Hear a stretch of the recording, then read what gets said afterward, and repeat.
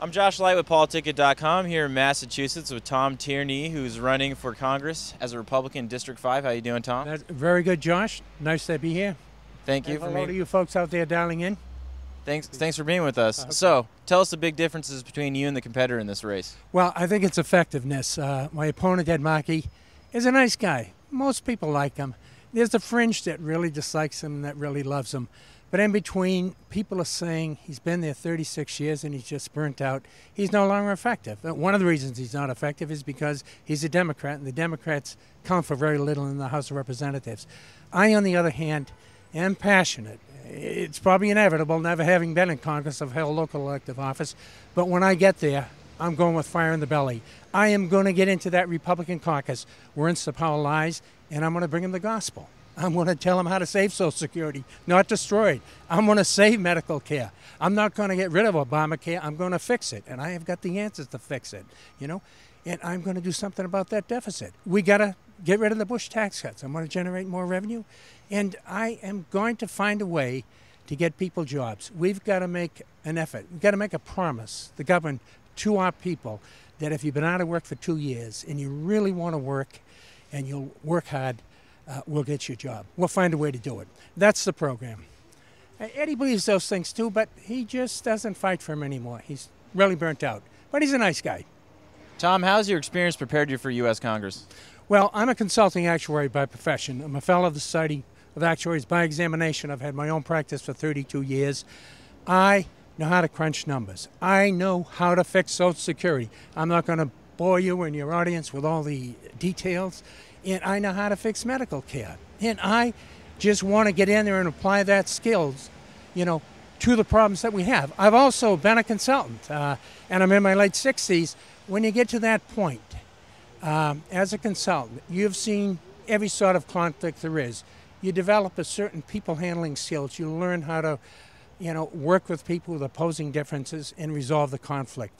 That's what I want to do in the Republican caucus. The Republican caucus.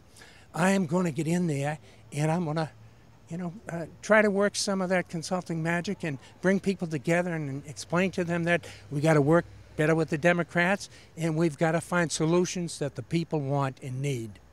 Tom, when you're out in District 5, you're talking to a lot of people. What fiscal issues are they concerned about right now? Jobs. If you don't have a job, that is it depends on your personal circumstance. If you don't have a job, you need a job badly. If you're one of the 40 million that doesn't have health care, that's your number one issue. And for the rest of them, those that have health care, they're employed, especially if 2 adults employed in a household. They're not worried about money, but they're worried about their children.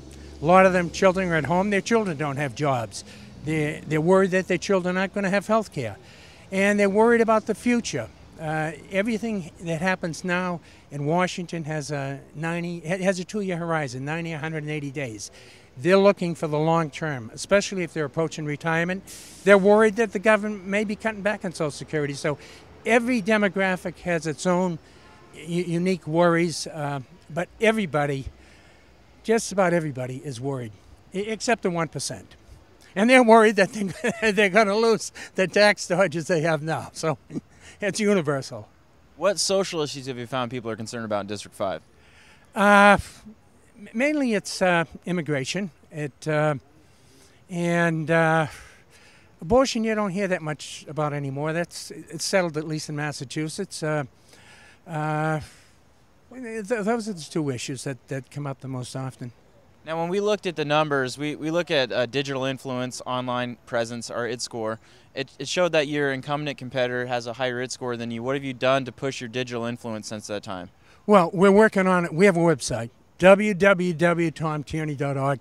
Please visit it, And that's primarily our main internet connection with the rest of the world. Are you using social networks? Sure, we have Twitter. I don't know. Someone else manages it. I don't know how many followers they have, and I think I'm an interesting candidate, but the day-to-day drudgery is pretty dull. We're banging lawn signs in this town this day, that town the next day, and we have a media interaction, debate or something like that once or twice a week, and those are pretty rip-roaring. And, you know, when we have one of that, we do a lot through local cable television stations. We have 24 of them, actually 23 of them. One town doesn't have a presence, and whenever we have an event, we get the DVDs. The local stations, they're pretty folksy. They're still working DVDs. There's no teletransmission, and we get them all to them, and they put them on the air, so it's bit by bit, piece by piece. Now, Mitt Romney was a former governor here in Massachusetts. Do you think having him on the ticket will help you? I think it's going to hurt all Republicans, and it's primarily because of his agenda. Mitt wants to do more tax cuts. I said, my God, Mitt, we're always borrowing 40% of our money, and I'm a numbers guy. That doesn't work, you know? Mitt wants to cut back on Social Security. He wants to trim the cost of living, which will affect the older people already on it, and he wants to cut back the eligibility age for the younger people. And he's going to save a few bucks, but it's going to hurt everybody. And he wants to make the cost of living, income dependent, which turns it into a welfare program. Right now, everyone on Social Security takes tremendous pride in that check they get every month, or that electronic deposit they get every month. They say, I earned this, I paid for that. Suddenly, if you say you don't get it unless you're income poor, you've turned it into an SSI program, and suddenly it's a welfare handout. And that's very harmful to the older people's pride. It's almost universal. People don't like that. And Mitt also is he doesn't have the answer in healthcare. The answer in healthcare is very simple. Medicare if you're over 65. If you're under 65, it's Medicare if you want to optionally opt into it. And I'll tell you, the businesses and the local governments, it'd be a stampede. They would all get that. Medicare is a program that works great. Just ask anybody over age 65. The idea is that works. Bring it to the people under 65. And we would have had that except for the Democrats in the Senate, Joe Lieberman. So Joe's going this time now, so maybe we have a chance to bring that in. And Medicaid at all ages is a low-income supplement. That's the answer. Tom, how's your campaign going?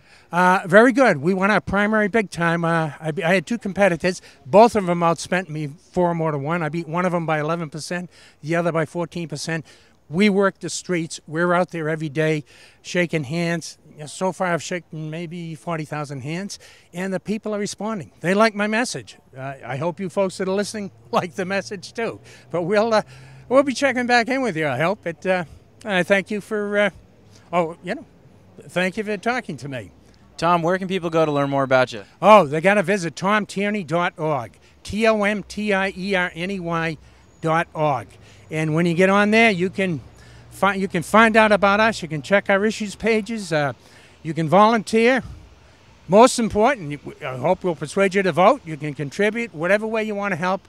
If you find what you're looking for there, I urge you to get in touch with our campaign. And most of all, be there on November 6th and vote. Thanks, Tom. Thank you very much, Josh.